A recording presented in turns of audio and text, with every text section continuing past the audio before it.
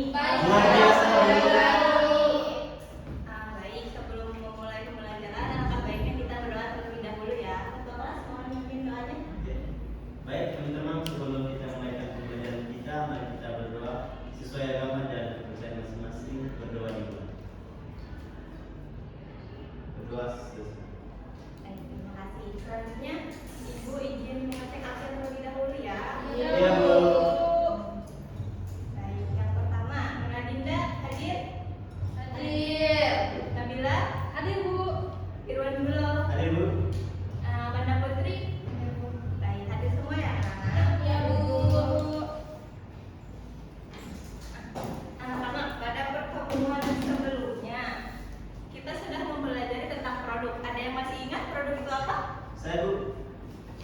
Produk merupakan segala sesuatu yang dihasilkan untuk memenuhi kebutuhan dan keinginan konsumen, baik berupa barang maupun jasa. Benar sekali apa yang dikatakan oleh saudara Irwan. Nah, dalam menciptakan sebuah produk itu tentunya kita memerlukan sebuah ide, kreativitas, dan inovasi agar produk tersebut mempunyai ciri khas dan mampu bersaing di pasar. Coba Ibu tanya kepada kalian. Jika suatu saat kalian memiliki usaha sendiri dan mampu menciptakan sebuah produk dengan nama, logo, dan desain kemasan yang menarik, lalu ada pihak lain yang meniru produk kalian, apakah hal tersebut kira-kiranya akan merugikan kita sebagai pemilik usaha pertamanya? Betul sekali. Tentu saja hal itu akan merugikan kita sebagai pemilik usaha utamanya, karena kita yang awalnya telah mengeluarkan biaya, ide, tenaga, serta kreativitas untuk menciptakan produk tersebut. Jika ada pihak lain yang menirunya, maka keuntungan yang harusnya diperoleh oleh pihak kita akhirnya berkurang. Oleh karena itu, kita harus bisa juga memiliki pengakuan atau perlindungan hukum agar kreativitas kita tidak ditiru oleh pihak lain. Perlindungan hukum tersebut yang biasanya kita kenal dengan hak atas kekayaan intelektual. Hak atas kekayaan intelektual itu yang akan menjadi materi kita hari ini. Ibu izin mencatat terlebih dahulu ya, nanti akan Ibu jelaskan lebih detail lagi. Baik, Oke, Bu.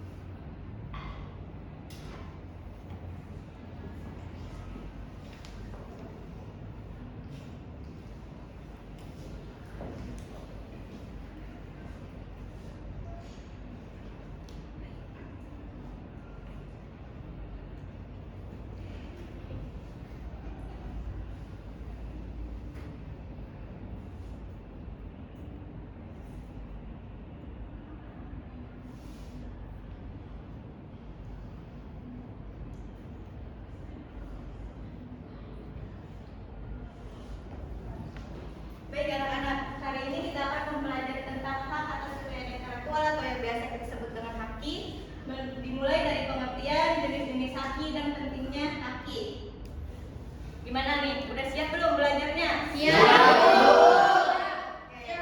Adapun tujuan pembelajaran hari ini yaitu setelah pembelajaran ini Bu harap kalian satu dapat menjelaskan pengertian haki, yang kedua dapat mengidentifikasi jenis-jenis haki, dan yang ketiga mampu menganalisis pentingnya haki dalam kegiatan kewirausahaan. Punya contoh. Coba kalian perhatikan dua produk ini.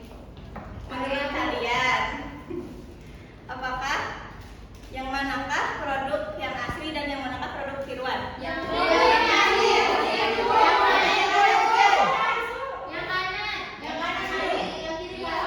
Mengapa kalian bisa membedakannya?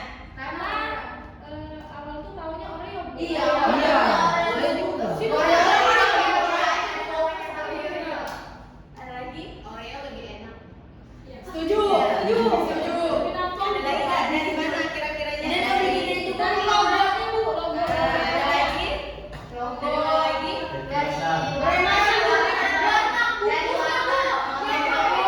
Betul sekali, kalian dapat membedakan produk ini dari logo, namanya, serta warna kemasannya, karena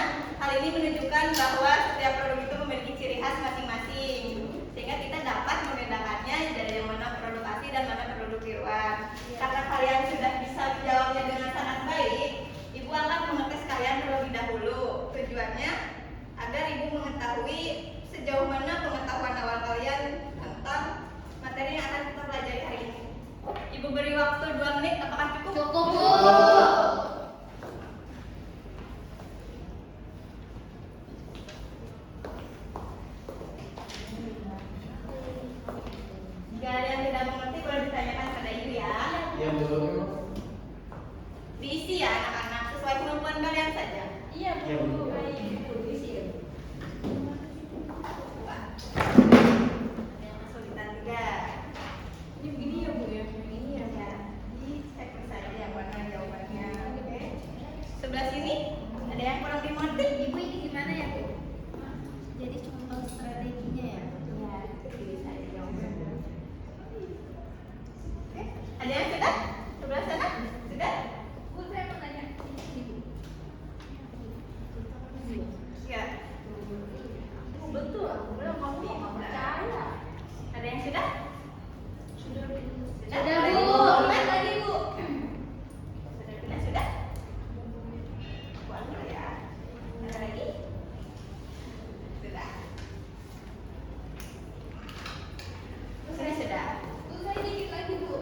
Ayo, waktunya tinggal sedikit. Ayo. Nah, Ibu periksa terlebih dahulu ya. Ya Bu. Ibu lihat di sini kalian sudah memahami berapa dari kalian tentang haki. Selanjutnya, kalau begitu kita pelajari lebih mendalam saja. Yang pertama kita masuk ke pengertian haki. Hak atas kekayaan intelektual ini merupakan hak yang diberikan kepada seseorang atas dasar pemikiran, kreativitas, dan inovasi yang dimilikinya, sehingga hak karya itu memiliki nilai hukum dan memiliki nilai ekonomi. Melalui hak ini, para pencipta karya tersebut akan mendapatkan perlindungan agar hak kreativitasnya tidak ditiru atau digunakan oleh orang lain. Perlindungan ini juga tidak hanya pada satu karya saja, tetapi beberapa jenis karya.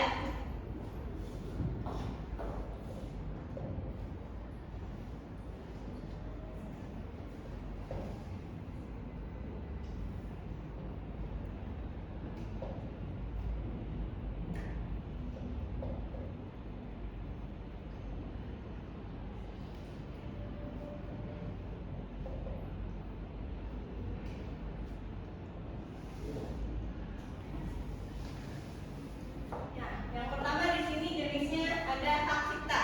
Hak cipta itu adalah hak yang diberikan kepada seseorang atau sekelompok manusia yang sebagai pencipta karya di bidang ilmu pengetahuan, seni, dan sastra. Hak ini akan muncul secara otomatis jika karya tersebut sudah dimilikan dalam wujud yang nyata, akan memperoleh perlindungan agar karya tersebut tidak ditiru atau dipersebarluaskan oleh pihak lain tanpa izin penciptanya. Kira-kira kalian semua di sini ada yang tahu tidak? Kira-kira jenis karya apa yang masuk dalam perlindungan hak cipta? Angkat tangannya.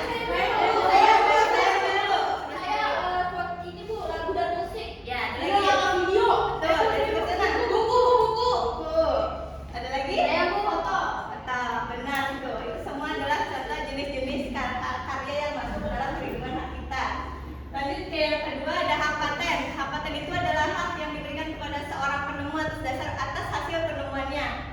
Dengan adanya hak paten ini, penemu tersebut dapat memanfaatkan hasil temuannya dalam jangka waktu tertentu dan melarang pihak lain untuk tidak memproduksi atau menggunakannya tanpa persetujuannya. Contohnya itu ada alat pertanian modern di mana penemu tersebut menemukan alat pengering gabah. Dilanjut pada merek.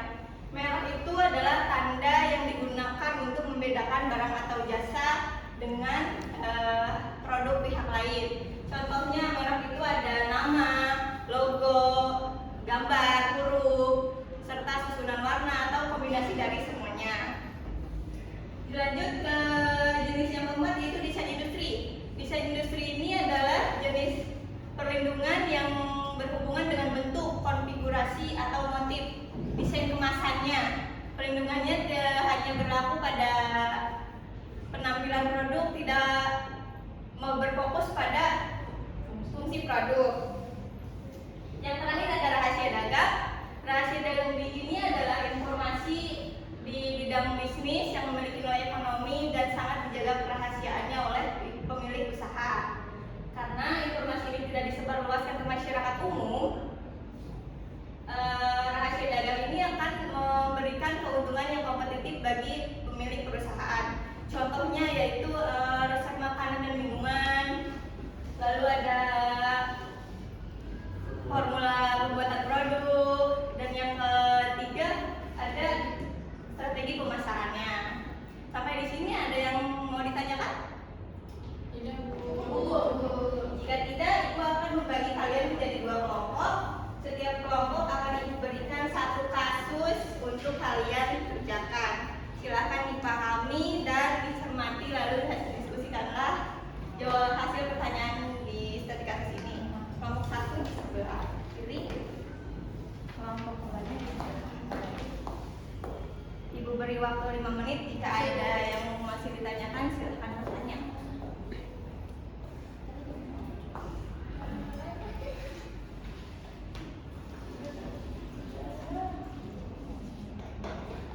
Ada kesulitan?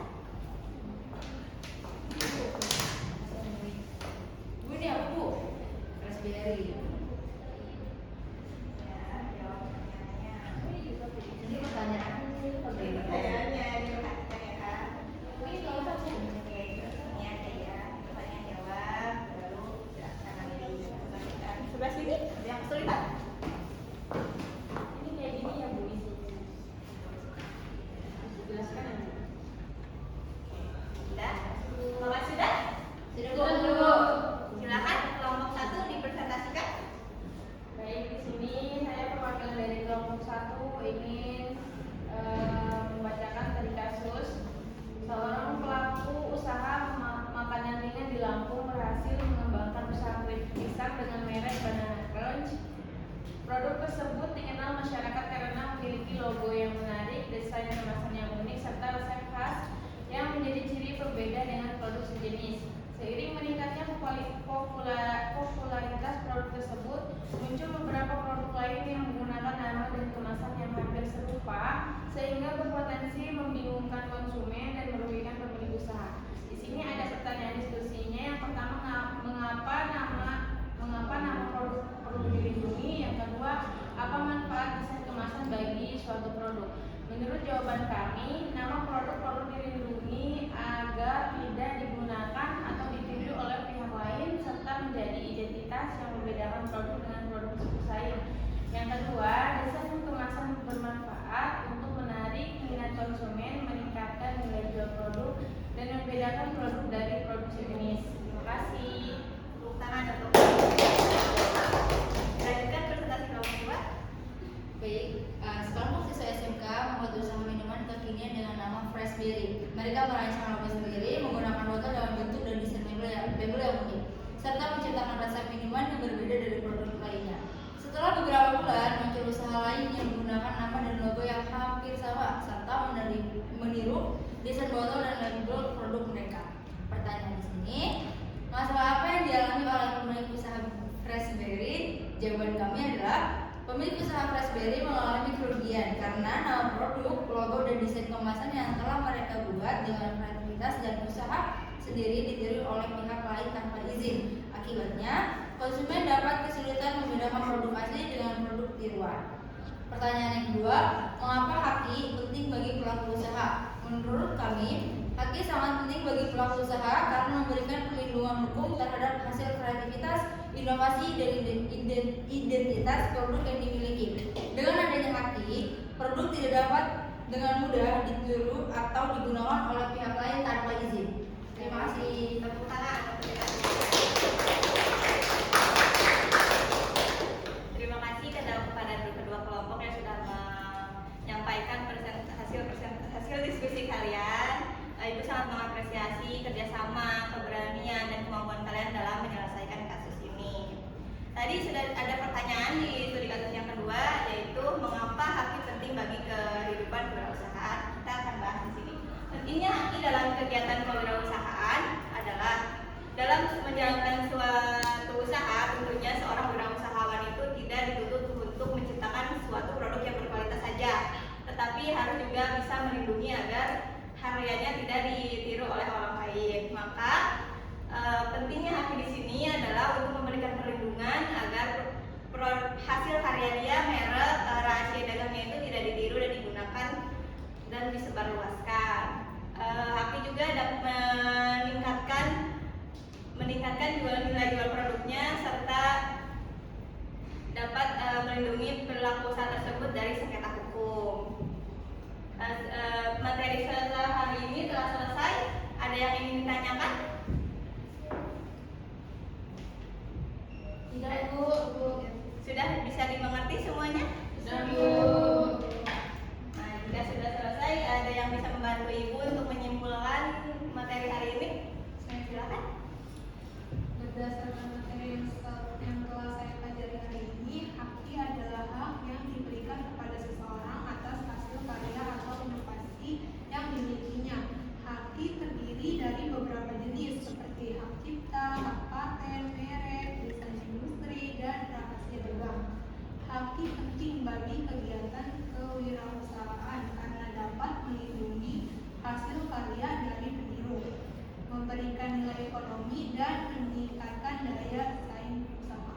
Betul sekali. Jadi dapat kita simpulkan bahwa hak itu adalah bentuk perlindungan atas karya yang dimiliki oleh seseorang, sehingga pelaku usaha tersebut bisa menjalankan usahanya dengan lebih aman dan memiliki nilai ekonomi serta dapat mendukung lahirnya kreativitas dan inovasi baru. Sebelum itu, Ibu akan memberikan sebuah tes lagi untuk mengukur sejauh mana pengetahuan kalian atau pemahaman kalian terhadap materi yang Ibu sampaikan tadi.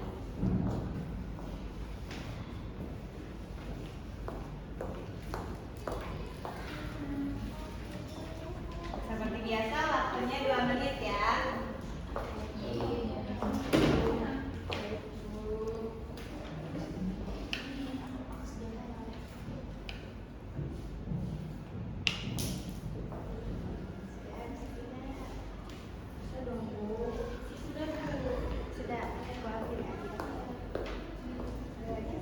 Sudah, Sudah, Bu. Ini, Bu. Bu, ini Bu maksudnya, Bu.